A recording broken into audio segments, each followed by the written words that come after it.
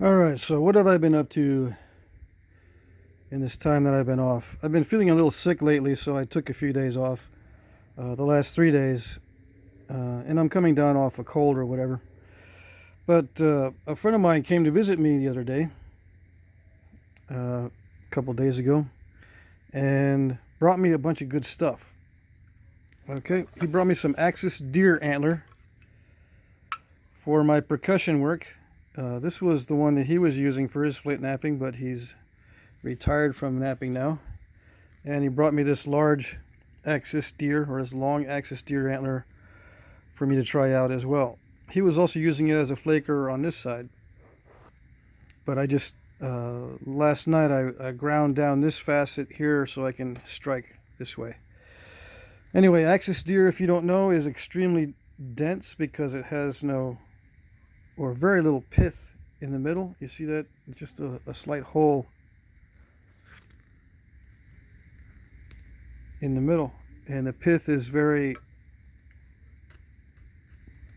sparse, or there's not much pith.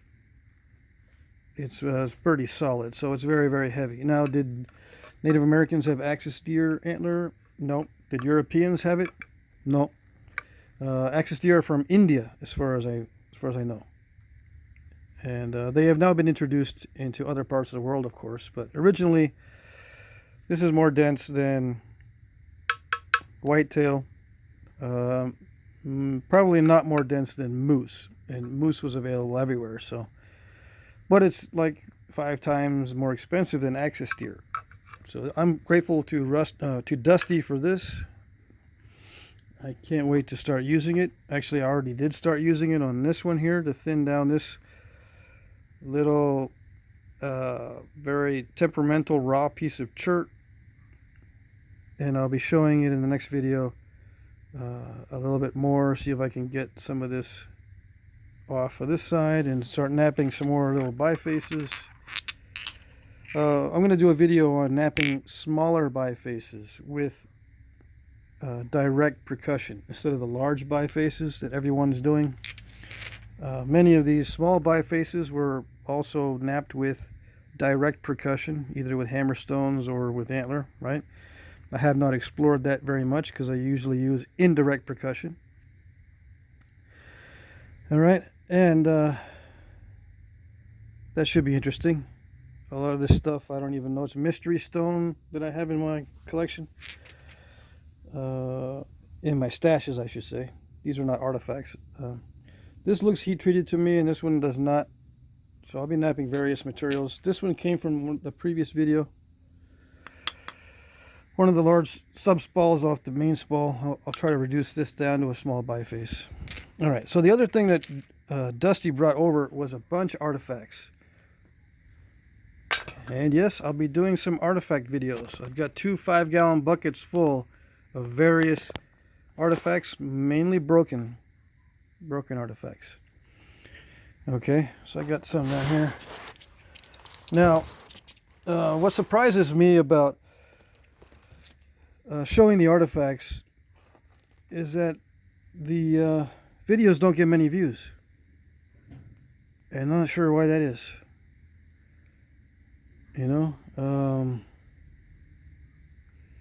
Real artifacts are interesting.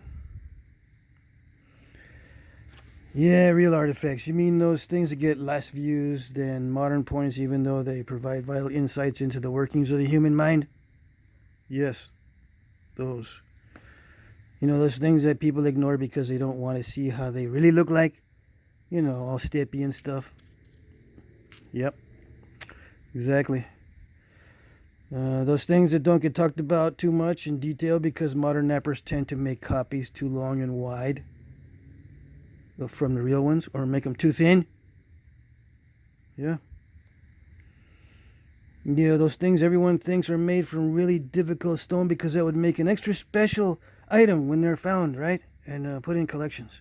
Yeah. All that stuff.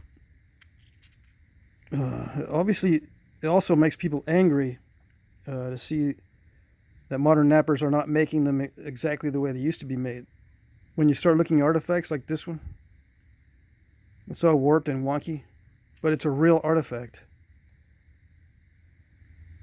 Right? And modern knappers don't proceed in this way because they think these are all projectiles. This was probably a knife, right? So it doesn't really matter if it's straight.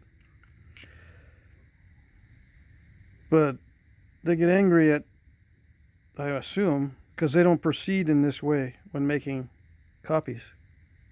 They try to make them as straight as possible, as stepless as possible, as mistake-free as possible, as sharp-edged as possible. Right? They also people tend to ignore the stems. And the stems can reveal hafting strategies. But for some reason, it's probably because hafting is a boring subject, people don't study stems quite as much as I think they should be studied. For some unknown reason. I don't know. And there's also this weird thing about a lot of people post pictures of items that they want identified. And they'll say, I found this and that, these two things in my backyard or in my granddad's property. Any thoughts? And I don't know why they ask, because the only person that has the answer to that is God. Right? Yeah, what is this? What kind of point is this? Any thoughts? Any thoughts, man? What is this? You know, it could be a stem. It could be a point. It could be like in the midsection. What is it? And what stone is it? And is it heat treated? Where does it come from? Yeah, that kind of thing. From very little information. And they only provide maybe one shot of the one face. They don't show the side view in many cases. Side views can indicate a lot.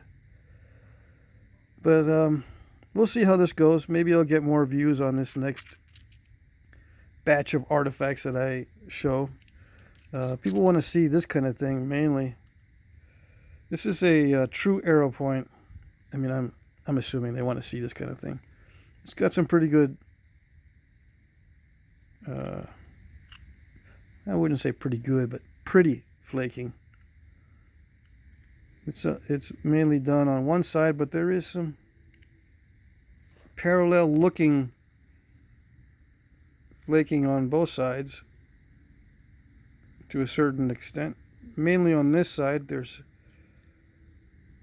flaking close together. There's serrations. There's extreme thinness. But you can see on this real artifact that they weren't too concerned about thinning down in a perfect, steady taper. See how the tip is actually thicker than this section here. Apparently they weren't worried about that. And if it makes you angry,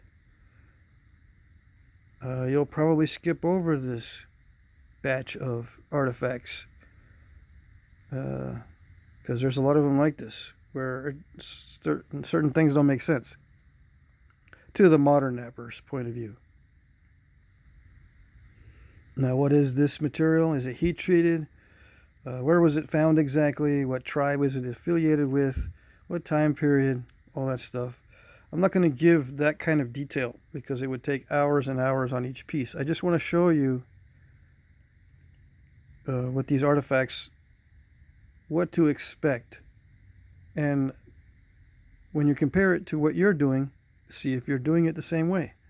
You know, if you're making curved pieces like this and you're all disgusted with yourself and it's got steps and, you know, you flaked what you thought was supposed to be flaking on opposite sides in the same way and not the same way on both sides, and you think you messed it up and you made one like this, right? Let's say you made one just like this, snapped the tip off, but you were disgusted with yourself because there's no way this would look like an actual artifact. Well, here it is. This is an actual artifact, probably used extensively, probably resharpened several times, and prized by the owner. So don't feel bad. And don't make anyone else make you feel bad if you are not making reproductions or doing your experimental archaeology in an improper way, right? Don't let anyone tell you that there is a proper way, or there's a way that is better than some other way, right? It may be better for aesthetics, but aesthetics are not the only aspect. Okay, so I think I covered this. What else? I'm going to try to do the other videos on my other channels. Yeah, I'm running short on time. It's just getting closer to the holidays. So I'm going to try to get this in before the holidays. Get more videos on my other channels and stuff. And show all these artifacts here as fast as I can in upcoming videos. All right, that's it.